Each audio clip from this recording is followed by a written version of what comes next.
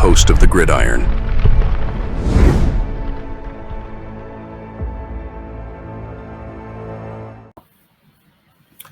With undrafted, right? Rookie free agents and all that. Jake Kubas. He has some stuff to work on. He has some stuff to work on. But one of the got an article here, right, going over him, talking about him, that he does one thing very, very well, right? But he does have some stuff to work on, right? I mean, if the Giants maybe might want to think about keeping him around, maybe as a backup or anything like that. But he has something going for him. I gotta find him here. There we go. All right. Giants undrafted free agent inside offensive line, Jake Kubas. He's turning heads. Jake Kubas does one thing extremely well, which makes him a good fit for the Giants offense. Sometimes when an undrafted rookie free agent gets to the NFL, it can take a while before things start to fall into place. But with a little bit of patience and a lot of hard work, eventually opportunities present themselves that, if the player takes advantage of them, can lead to even more. Just ask the Giants rookie offensive lineman Jake Kubas about that. Kubas, who played his college ball at North Dakota State, which is, obviously, not the upper tier of schools, but they have a very good program. Right? He's 6'4", 308 pound offensive lineman who took advantage of every extra year of eligibility thanks to COVID. Right, he was able to fine tune his craft in college. In doing so, Kubas earned several postseason honors, including being named to the 2023 Stats Perform FCS All-American First Team, the 2023 Phil Steele FCS All-American Second Team, the 2023 FCS Football Central All-American Second Team, and the 2023 AP FCS All-American Third Team. 90% of these awards, I wasn't even aware they were even around. So I know the Heisman Trophy, I know certain Blitnikoff and all that stuff and everything, but a lot of these I just don't know about.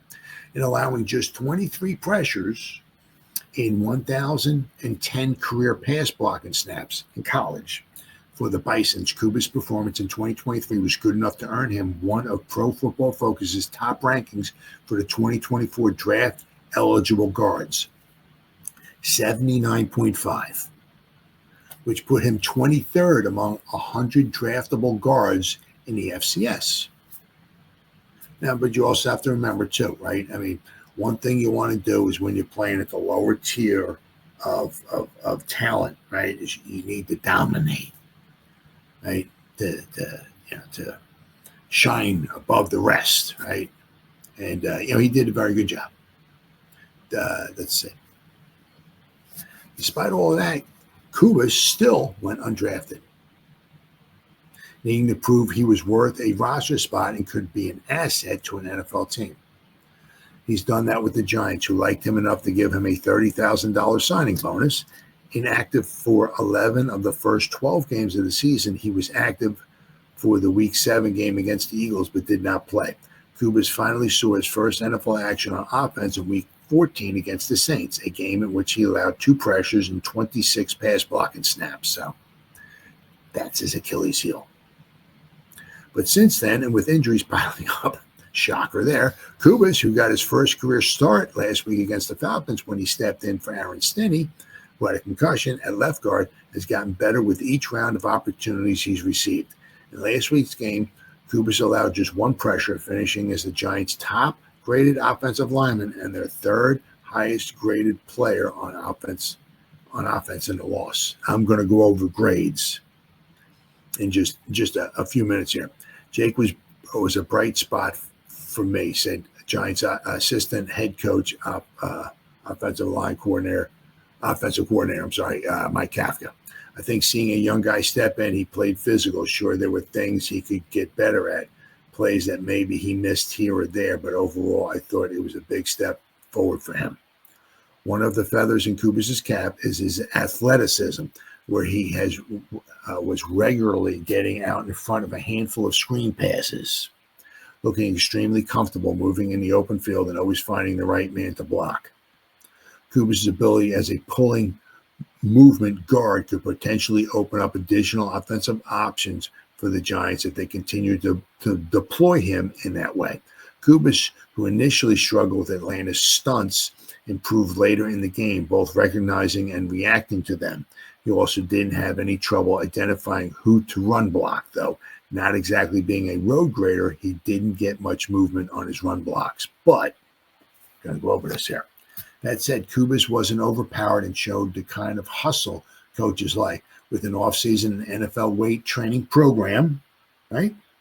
Kubas should be able to address any concerns with his strength and power, which would enable him to better hold up against the bigger, more athletic, and more powerful defensive lineman he will face if he becomes a regular NFL starter. Now I want to go over,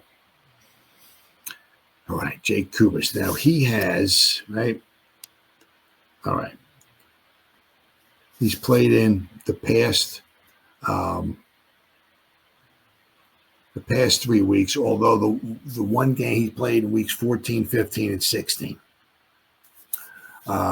Week 14 against the Saints, he was in played right guard. He was in there for 29 overall snaps. Against Baltimore, he was in there for 1 snap at left tackle. So maybe that was a jumbo package. He was in there. So, but against Atlanta, he was in there for 58 snaps. He was the starting left guard for 58 snaps. Now, with that said, so I'm going to kind of, not worry about the Baltimore games. Once again, 1 snap. But against the Saints in week 14, he was in there for a grand total of 29 snaps, 26 pass blocking snaps, 3 run blocking. His pass blocking was not super spectacular. He graded out PFF. That's all I'm going by here. Okay. Against the Saints, he graded out pass blocking 46.3. His run blocking, though, he had 3 run blocking snaps against the Saints, but his run blocking was an 82.5. Against the Falcons this past week, 58 total snaps, 44 pass blocking snaps. He's graded out at 39.1. Once again, this is strictly PFF. I'm going by. That was his pass blocking. His run blocking was a 76.7. He had 14 run blocking snaps this past week against the Falcons. His run blocking for the season, PFF gave him an 89.6 for his run blocking. His offensive grade, between his pass blocking and run blocking, overall is a 73.7. It's just his pass blocking. His pass blocking grade is a 40. Let me see here. Offense. Let's do pass blocking here. Okay, good. Excellent. All right, so let's see here. So, what do we got? Pass blocking. All right, he's had 70 pass blocking snaps. He's given up 3 hurries. He's given up no sacks, no hits, but he's given up 3 hurries. So out of 70 pass blocks, that means basically out of about 100 pass blocking snaps, he would give up about 4 pressures. So, does not translate. As I said, his pass block grades are 40. So, he's inside 6'4". He's got the height. Needs some more strength. If he could put on like 10, 15 pounds of muscle, that would be huge. The one thing is you have to be careful of, obviously, is when you start putting on too much muscle, right? Too much size and too much muscle. Does that slow you down? Now, they said in the running game, right, where he's able to pull and everything is athleticism, right? Maybe because he's, more flexible, lighter on his feet. That might help. Once you start, it's like same thing like with maybe like a Jalen Hyatt, right? He was talking about, I want to put on a little bit of weight. I want to get stronger in this stuff and everything. Well, one of his things is speed. And if you start putting on extra weight and all that, that might slow you down. So you got to be a little careful there. But I'm sure Kubas could certainly use to put on a little bit of weight and get a little bit stronger. So as I said, this is just his first season, right? He's got a long, hopefully a nice long career in front of him. Now, he did very well at North Dakota State. Let's see, maybe we can work on and build on what we got here. So keep an eye. Make sure you remember that name. Hopefully, maybe Jake Kubas. Hopefully, we'll have him back again next year, right? And if nothing else, right, maybe he can certainly be a solid depth piece for the New York Football Giants going forward. Because I mean, you see, I mean, once the offensive line just seems like almost every year, once it starts getting like decimated, you start bringing in these other guys. There's no continuity there, which hurts as well too. But it just seems like inevitable. Like you should start bringing these guys, these backup guys in there, and they're nowhere near what the starters were, and the performance goes down. So make sure you remember, keep an eye out for Jake Kubas next year. Let's see. Hopefully we wind up bringing him back. The one nice thing let's see, he did have an extra year of eligibility in college, so he is. Man, they don't even have his.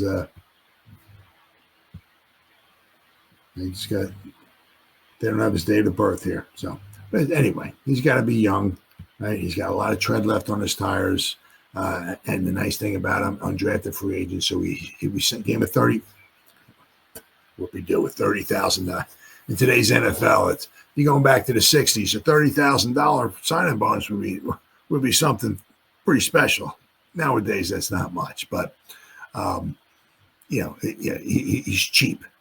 Very, very cheap. So that's good. And you always need those cheap players to fill out your roster. So keep your eye out and all that and everything for Mr. Kubas for next season, because the Giants always need quality